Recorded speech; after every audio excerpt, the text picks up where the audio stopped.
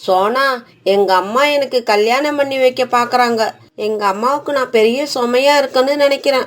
அதனாலதான் எப்படியாவது எனக்கு கல்யாணம் பண்ணி வீட்டை விட்டு விரட்டணும்னு நினைக்கிறாங்க. கோரி அக்கா, நீங்க நினைக்கிறது தப்பு. எல்லா அம்மாவுமே நாம நல்லா இருக்கிறப்பவே நம்ம பொண்ணுக்கு கல்யாணம் பண்ணி அழகு பார்க்கணும்னு தான் ஆசைப்படுவாங்க. அதுவும் இல்லாம பொண்ணா பிறந்த எல்லாருமே ஒரு நாள் இல்ல ஒரு நாள் கல்யாணம் பண்ணிக்கிட்டு மாமியார் வீட்டுக்கு போக போறவங்க தானே.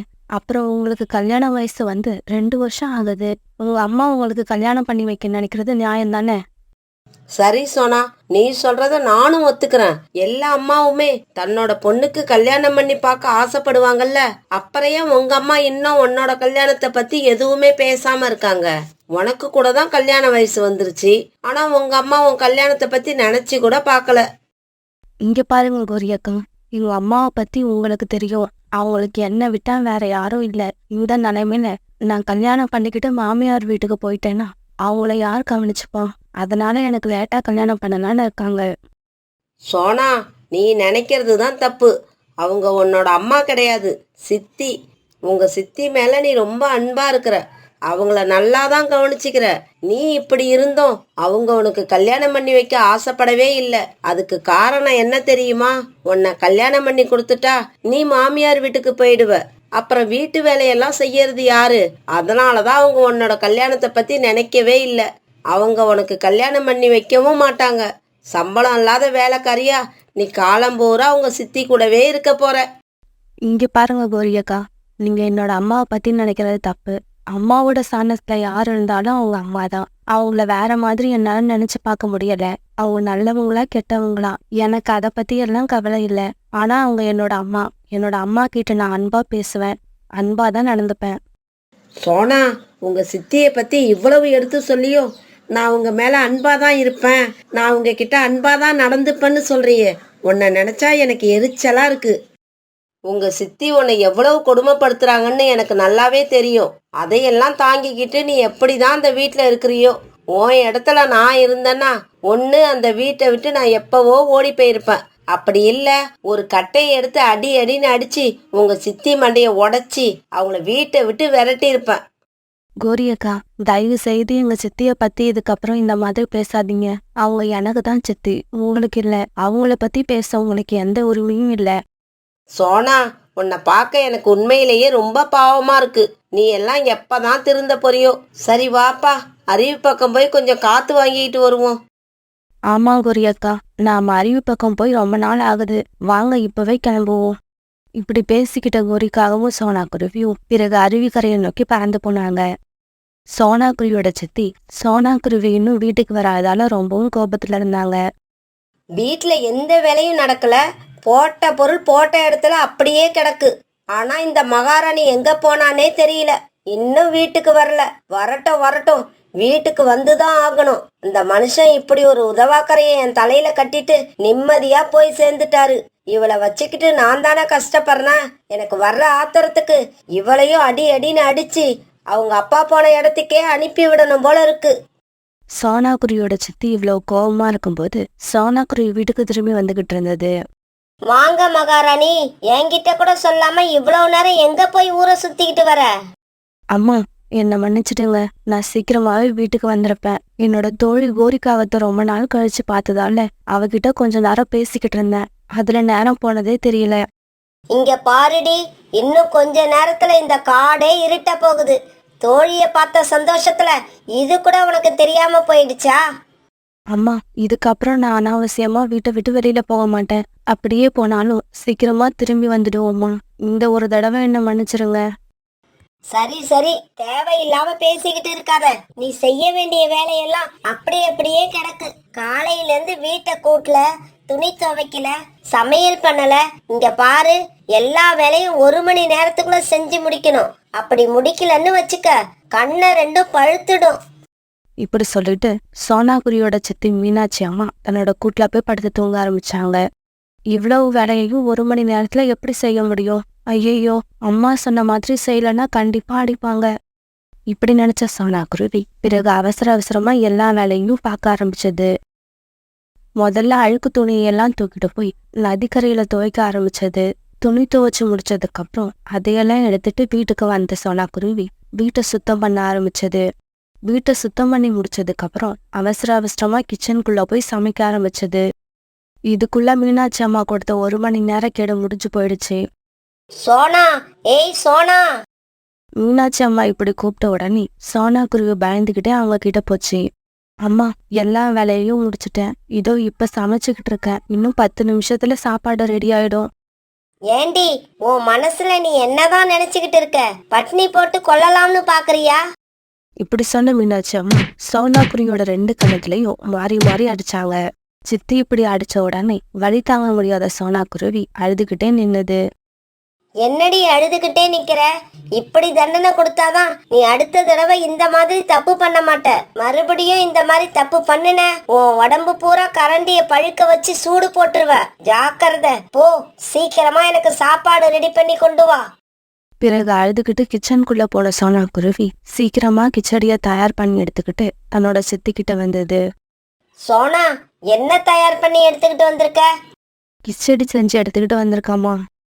செய்யறதுக்கு ஈஸியா இருக்குன்னு எப்பவும் இந்த கிச்சடியவே நீ செஞ்சு எடுத்துக்கிட்டு வர. இங்க பாரு, இதுக்கப்புறம் நீ கிச்சடி பண்ணவே கூடாது. சாதம், சாம்பார், ரசம், பொரியல் இப்படி வகை வகையா செஞ்சு எடுத்துக்கிட்டு வரணும். இதையெல்லாம் கேட்டுட்டு சோனா குருவி அழுதுகிட்டே நின்னுகிட்டு இருந்தது. இங்க பாரு, இந்த மாதிரி அழுதுகிட்டே எனக்கு எதிரில நிக்காத. உன்னை பார்த்தாலே எனக்கு எரிச்சலா வருது. போ போ, போய் கிச்சனை சுத்தம் பண்ணிட்டு மீதி மிச்சம் இருக்கிறத சாப்பிட்டு படுத்து தூங்கு. சோனா குருவி இப்படிதான். அவங்க சித்தி அதை என்னதான் கொடுமைப்படுத்தினாலும் அதுக்கு அவங்க மேல கோவமே வந்ததில்ல. அதிகபட்சமா அதோட கண்ல இருந்து கண்ணீர் வரும், அவ்வளவுதான். இப்படியே சில நாட்கள் நகர்ந்துச்சு.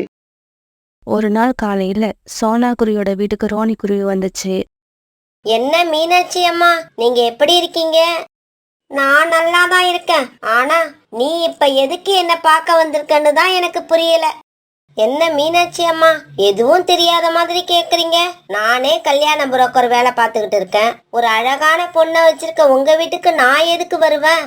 உங்க பொண்ணு கல்யாணம் சம்பந்தமா பேசிட்டு போகலான்னு தான் வந்திருக்கேன். உங்க பொண்ணு சோனாவுக்கு ஏத்த மாதிரி என்கிட்ட ஒரு அருமையான மாப்பிள்ளை பையன் இருக்கான். பையன் குடும்பம் நல்ல பணக்கார குடும்பம். மாப்பிள்ளையும் பார்க்க ரொம்ப அழகா இருப்பான். நீங்க சம்மதம்னு சொன்னீங்கன்னா மாப்பிள்ளை வீட்டுல நான் உங்களை பத்தி பேசுறதுக்கு வசதியா இருக்கும். இந்த மாதிரி சந்தர்ப்பம் எல்லாம் அடிக்கடி வராது. ரோனி இப்படி பேசுனதை கேட்டுட்டு மீனாட்சி அம்மாவுக்கு ரொம்ப கோபம் வந்துருச்சு. இங்க பாரு ரோனி, நான் கண்ணா பின்னான்னு திட்டத்துக்கு முன்னாடி நீ ஏன் வீட்டை விட்டு வெளியே போயிடு. இல்லன்னா என்கிட்ட நல்லா வாங்கி கட்டிக்கிட்டு தான் போவேன். ஏண்டி, என் பொண்ணுக்கு கல்யாணம் பண்ண எனக்கு தெரியாது? அவ மேல எனக்கு உள்ள அக்கறையை விட உனக்கு அதிகமா இருக்கும். என்ன மீனாட்சி அம்மா இப்படி பேசுறீங்க? உங்களுக்கு தான் சோனாவை கண்டாலே பிடிக்காது. இந்த விஷயம் தெரிஞ்சுதான் நான் இங்க வந்தேன். பிடிக்காதவளை எதுக்கு இன்னும் வீட்டுக்குள்ள வச்சிருக்கீங்க? யார் தலையிலயாவது கட்டி வீட்டை விட்டு அனுப்பி விட்டுட்டு நீங்க நிம்மதியா இருப்பீங்கன்னு நினைச்சேன். சோனாவை கல்யாணம் பண்ணி கொடுத்து நான் அனுப்பிட்டேன்னா இங்க வீட்டு வேலையெல்லாம் யார் பாக்குறது? எனக்கு நேரம் தவறாம சாப்பாடு, வேலை தவறாம மாத்திரை இதெல்லாம் நீயே எடுத்து வந்து கொடுப்ப? இங்க பாரு ரோனி, சோனாவுக்கு கல்யாணம் பண்றதுக்கு இப்பன்னு இல்ல, நான் எப்பவுமே ஆசைப்பட மாட்டேன். இன்னொரு தடவை சோனாவோட கல்யாண பேச்சு என்கிட்ட பேசின உன்னை அப்படியே தீ வச்சு கொளுத்திடுவேன். மீனாட்சி அம்மாவோட இந்த பேச்சை கேட்டு ரோனி குருவி பயந்துட்டு உடனே வீட்டை விட்டு வெளியே போயிடுச்சு. ஒரு நாள் தன்னோட தளபதியை நினைச்சுக்கிட்டு சோனா குருவி ஒரு நதியோரத்துல சோகமா உட்கார்ந்திருந்தது. அந்த சமயம் ராணா குருவி தண்ணீர் குடிக்கிறதுக்காக அந்த நதிக்கரைக்கு வந்தது. இப்படி வந்த ராணா குருவி நதிக்கரையில சோகமா உட்கார்ந்திருந்த சோனா குருவிய பார்த்தது. ஆஹா, இந்த பெண் குருவி எவ்வளவு அழகா இருக்கு. இப்படிப்பட்ட அழகான மஞ்சள் கலர் குருவியை நான் பார்த்ததே இல்ல. இப்படி நினைச்ச ராணா குருவி சோனா குருவி கிட்ட பேசுறதுக்காக அதுகிட்ட போச்சு. இங்க பாருங்க, என் பேரு ராணா. நான் பக்கத்து காட்டுல இருந்து வரேன். ஏற்கனவே சோகத்துல உட்கார்ந்திருந்த சோனா குருவிக்கு ராணா குருவி இப்படி பேசின உடனே கோபம் வந்துருச்சு. உங்க பேர் என்ன? நீங்க எங்க இருந்து வரீங்க? இதெல்லாம் நான் உங்ககிட்ட கேட்கவே இல்லை.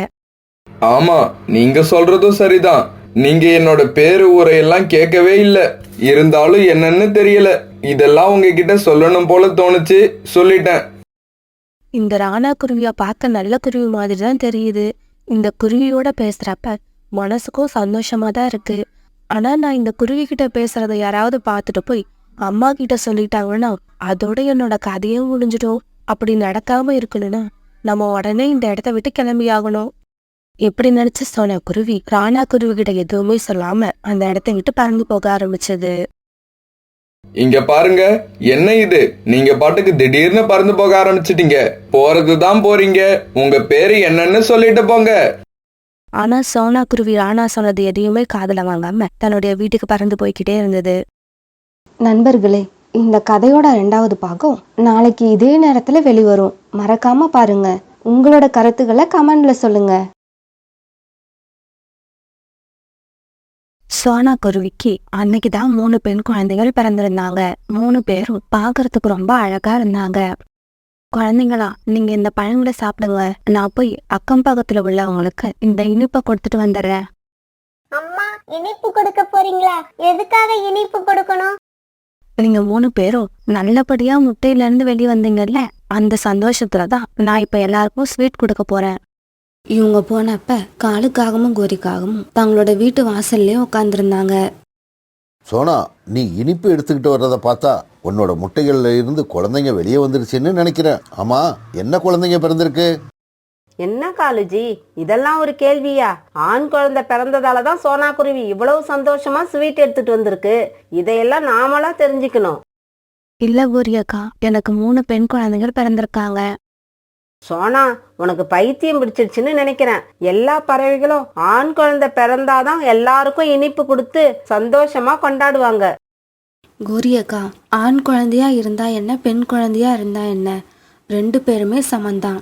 பெண்களும் தான் நல்லா படிக்கிறாங்க, எல்லா வேலைக்கும் போறாங்க. அதுக்கப்புறமும் எதுக்காக ஆண் குழந்தை தான் பிறக்கணும்னு நினைக்கிறீங்க? எல்லாத்துக்கும் மேல எந்த குழந்தையா இருந்தாலும் நம்ம வளர்க்குற விதம் தான் முக்கியம். நாம எப்படி வளர்க்குறோமோ அப்படிதான் அவங்க வளர்ந்து வர போறாங்க. சோனா, எனக்கு 3 ஆண் குழந்தைகள் இருக்கிறாங்க. இன்னும் கொஞ்சம் வளர்ந்து 3 பேரும் சம்பாதிக்க ஆரம்பிச்சா எங்க குடும்பம் எவ்வளவு முன்னேறும். ஆனா நீ உன்னோட 3 குழந்தைங்களுக்கும் வயிறார சாப்பாடு போடுறதுக்கே உன்னோட வாழ்நாள் சரியா போயிடும். கோரி அக்கா, முதல்ல இந்த இனிப்பை எடுத்து வாயில போடுங்க. என்னோட குழந்தைங்கள நான் எப்படி வளர்க்குறேன்னு பொறுத்திருந்து பாருங்க. இப்படி சொன்ன சோனா குருவி தன்னுடைய வீட்டுக்கு திரும்பி வந்தது. இப்படியே சில நாட்கள் நகர்ந்துச்சு. இங்க பாருங்க குழந்தைங்களா, கஷ்டப்படாம எதுவுமே கிடைக்காது. எந்த ஒரு காரியத்தை செய்யறதுக்கு முன்னாடி இது நல்லதா கெட்டதான்னு ஒரு தடவைக்கு 4 தடவை யோசிக்கணும். நல்லதுன்னு நம்ம மனசுக்கு பட்டுச்சுன்னா எவ்வளவு எதிர்ப்பு வந்தாலும் அதை செய்ய தயங்கவே கூடாது.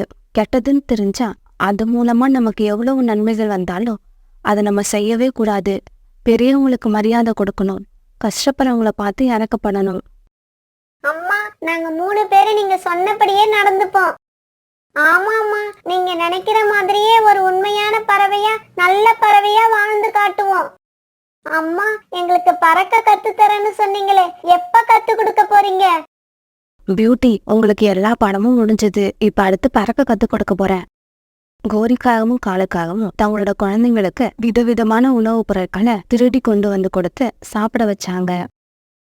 ஏமாந்த பறவைகள் வச்சிருக்க உணவுகளை அவங்கள மிரட்டியும் அடிச்சும் பிடுங்கிட்டு வந்து தங்களோட குழந்தைகளுக்கு சாப்பிட கொடுத்தாங்க. அப்பா, இன்னைக்கு வீட்டுக்கு வரப்ப எனக்கு ஸ்வீட் வாங்கிக்கிட்டு வாங்க. எனக்கு ஸ்வீட் வேண்டாம்ப்பா, பிரியாணி தான் வேணும். அப்பா, எனக்கு சாப்பிட எதுவும் வேண்டாம், விளையாட்டு பொருள் ஏதாவது வாங்கிக்கிட்டு வாங்க. பசங்களா, நீங்க கேட்கறதெல்லாம் கிடைக்கும். நீங்க கேட்கறதெல்லாம் வாங்கி கொடுக்க தானே நானும் அப்பாவும் இருக்கோம். கோரி, என்னோட கத்தியை எடு, வேலைக்கு போக நேரம் ஆயிடுச்சு. பிறகு கோரி கத்தி எடுத்து கொடுக்க அதை வாங்கிட்டு காண்டு வழிப்பறி பண்றதுக்காக வெளியில பறந்து போச்சு. இப்படி போன காலுக்காகவும் ஒரு பெரிய மரத்துக்கு பின்னால மறைஞ்சு நின்று அந்த வழியா வரவங்கள கண்காணிக்க ஆரம்பிச்சது. கொஞ்ச நேரம் கழிச்சு அந்த வழியா ஒரு ஆட்டோ வர காலுக்காக அந்த ஆட்டோவை வழிமறிச்சு நிப்பாட்டுச்சு. என்ன சார், எங்க போகணும் நீங்க? இங்க பார், சத்தம் போடாத. ஏதாவது சத்தம் போட்ட கத்தியால குத்தி கொன்னுடுவேன். காலுக்காக இப்படி சொன்ன உடனே வண்டியை ஓட்டிக்கிட்டு வந்த பறவை எதுவுமே பேசல.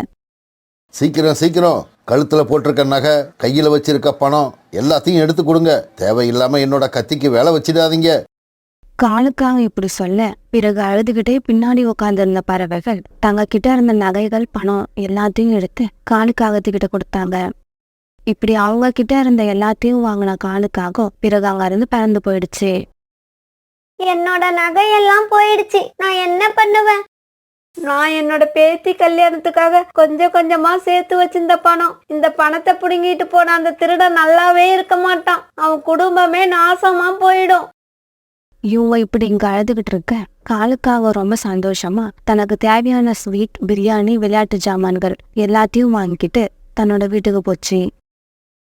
குழந்தைங்களா, நீங்க 3 பேரும் மூச்சை நல்லா தம் கட்டிக்கிட்டு ரெக்கைய நல்லா வீசி பறக்க ஆரம்பிக்கணும். நீங்க கொஞ்ச தூரம் பறந்து போங்க, அம்மா உங்க பின்னாடியே வரேன். பிறகு 3 பேரும் அம்மா சொன்னபடியே மெதுவா பறக்க ஆரம்பிச்சாங்க. அதை பார்த்து சந்தோஷப்பட்ட சோனா குருவி அவங்க பின்னாடியே பறந்து போச்சு. இப்படி கொஞ்ச தூரம் பறந்ததுக்கு அப்புறம் குழந்தைங்க நல்லா உற்சாகமாகி வேக வேகமா பறக்க ஆரம்பிச்சாங்க. தன்னோட குழந்தைங்க முதல் தடவையிலேயே இப்படி நல்லா பறக்க ஆரம்பிச்சதை பார்த்து மகிழ்ச்சியான சோனா குருவி அவங்க பின்னாலேயே பறந்து போய்கிட்டு இருந்தது.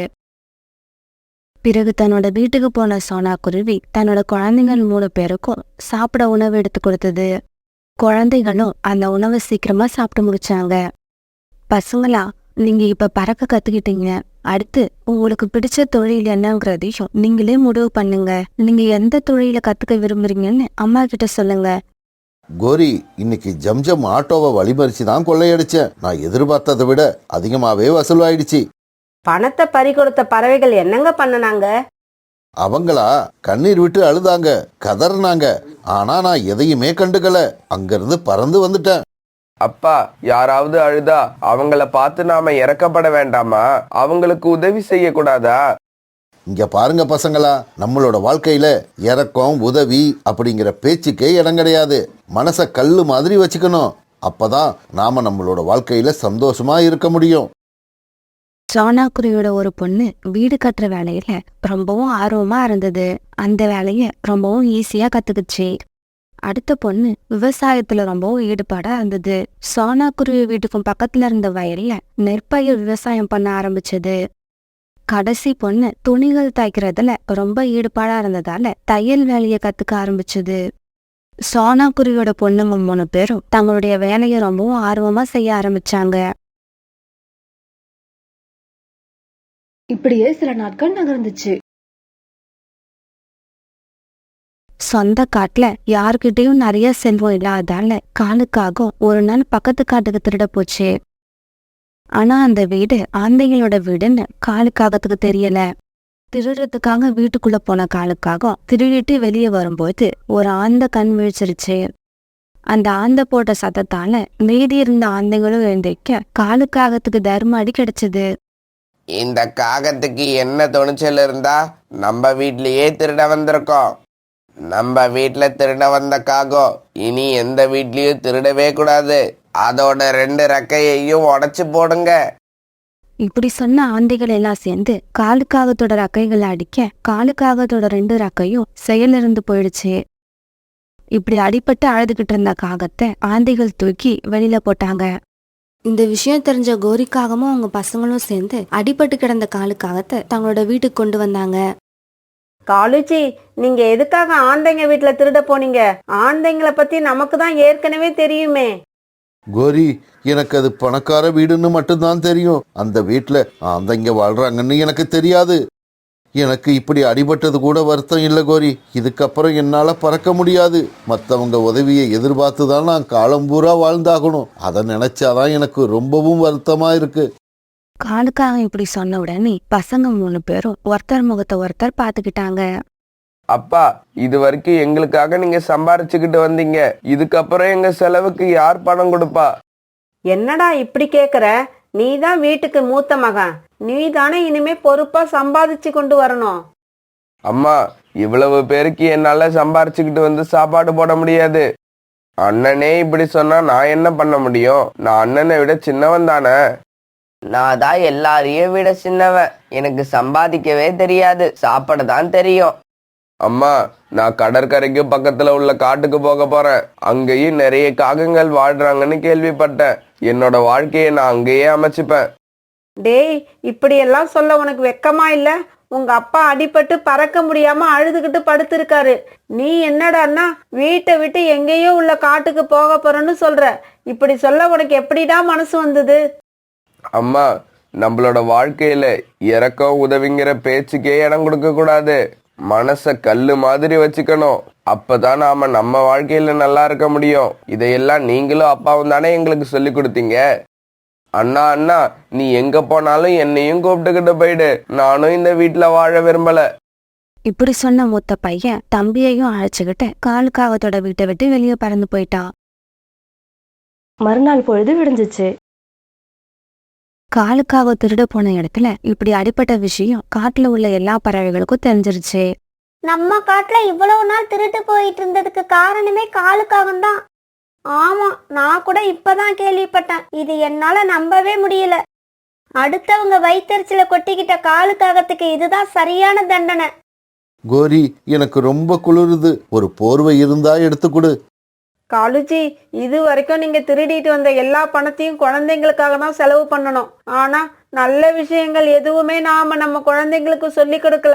அதனாலதான் இப்படி கஷ்ட காலத்துல குழந்தைங்க நம்மளை விட்டு பிரிஞ்சு போய் இன்னும் கஷ்டத்தை கொடுக்கறாங்க. இருங்க, சோனாக்குரு வீட்டுல போய் ஒரு போர்வை இருந்தா வாங்கிட்டு வரேன். சோனாக்குரியோட பெரிய பொண்ணு ஒரே நாள்ல பெரிய வீட்டை கட்டி முடிக்கிற அளவுக்கு அந்த வேலையை நல்லா கத்துக்கிட்டா. ரெண்டாவது பொண்ணு தான் விவசாயம் செஞ்ச வயல்ல நிறைய நெற்பயிர்களை விளைவிச்சு பெரிய சாதனையே பண்ணிட்டா. மூணாவது பொண்ணு இப்ப குளிர்காலங்கிறதால ஸ்வெட்டர், மங்கி கேப், போர்வை இப்படிப்பட்ட துணிகளை நிறைய தச்சு வியாபாரம் பண்ண ஆரம்பிச்சா. சோனாக்குருவி வீட்டுக்கு வந்த கோரிக்காக அழுதுகிட்டே இப்படி சொல்லுச்சு. சோனா, எனக்கு ஒரு போர்வை இருந்தா கொடு. காலு இப்ப ரெக்கையில காயம்பட்டு பறக்க முடியாம வீட்லயே படுத்திருக்காரு. இந்த சமயத்துல உதவ வேண்டிய மூத்த பசங்க 2 பேருமே வீட்டை விட்டு ஓடிட்டாங்க. நீ சொன்னது உண்மைதான் சோனா. பசங்களா பொண்ணுங்களாங்கிறது முக்கியம் இல்ல, நாம அவங்கள எப்படி வளர்க்குறோங்கிறது தான் முக்கியம். இந்தாங்க கோரியக்கா, இந்த போர்வைகளை எடுத்துட்டு போங்க. இது என்னோட கடைசி பொண்ணு தச்சது. அப்புறம் இப்போ உங்க வீட்டுல இருக்கிற சின்ன பையனையாவது நல்ல விஷயங்களை சொல்லி கொடுத்து நல்ல பறவையா உருவாக்குங்க.